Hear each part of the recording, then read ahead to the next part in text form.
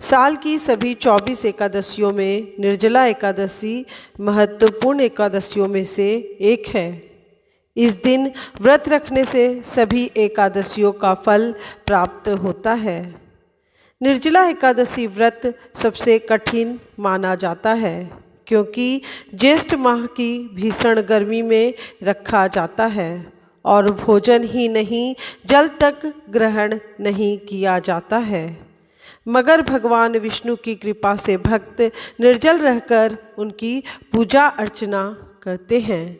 इस दिन व्रत रखकर भगवान विष्णु की पूजा अर्चना करने से धर्म, अर्थ, काम और मोक्ष चारों पुरुषार्थ की प्राप्ति होती है।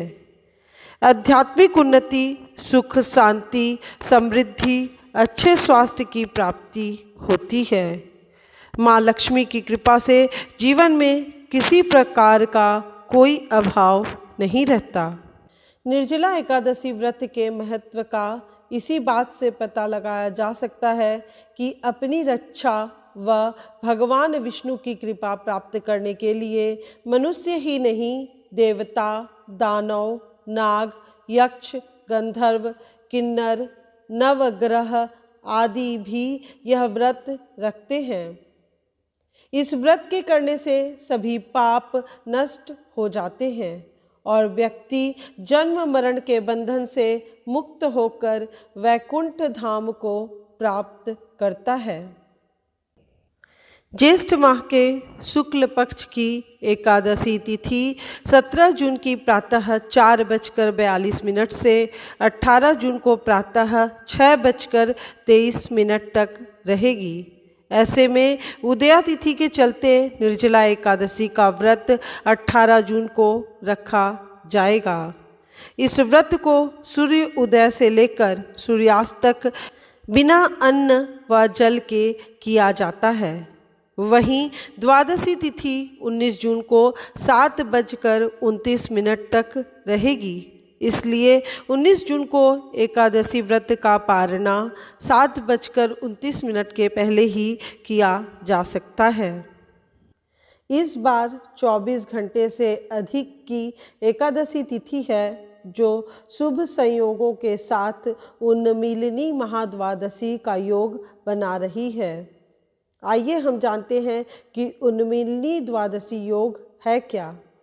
अगर एकादशी संपूर्ण है अर्थात अगर एकादशी तिथि 24 घंटे से अधिक की है और द्वादशी तिथि भी वृद्धि पा रही है तो इसे उन्मीलिनी महाद्वादशी कहते हैं।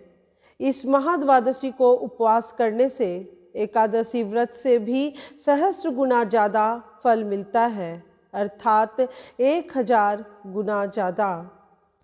अब आइए जान लेते हैं निर्जला एकादशी व्रत किस प्रकार करें। व्रत के एक दिन पहले रात को सोने से पहले अच्छे से दातुन, मंजन या पेस्ट जो भी करते हैं कर ले। उसके बाद प्रातःकाल दातुन, मंजन व पेस्ट ना करें जिससे व्रत भंग हो जाएगा। सिर्फ मुंह में कुल्ला करने के लिए जल ले और उंगलियों से दांतों की सफाई कर ले। उसके बाद स्नान के लिए आप किसी नदी या सरोवर में जा सकते हैं, नहीं तो घर में ही नहाने के पानी में गंगा जल मिलाकर माँ गंगा का ध्यान करते हुए नहाएं। गंगा जल भी उपलब्ध न हो तो माँ गंगा का ध्यान करके ही नहा लें। नहाने के लिए साबुन का प्रयोग ना करें। तिल का उपटन जो पहले से ही पाउडर बनाकर रखा हो या दही या मुल्तानी मिट्टी से नहाएं। इसके पश्चात स्वच्छ पीले वस्त्र पहने और निर्जला एकादशी के व्रत का संकल्प लें।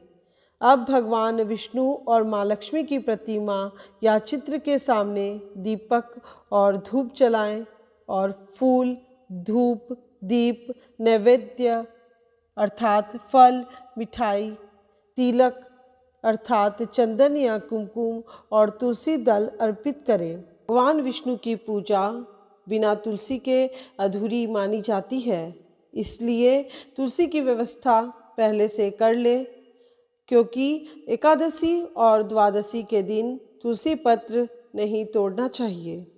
इसके बाद आप भगवत गीता का पाठ, विष्णु सहस्त्र नाम, विष्णु स्तुति और एकादशी व्रत कथा का पाठ कर सकते हैं।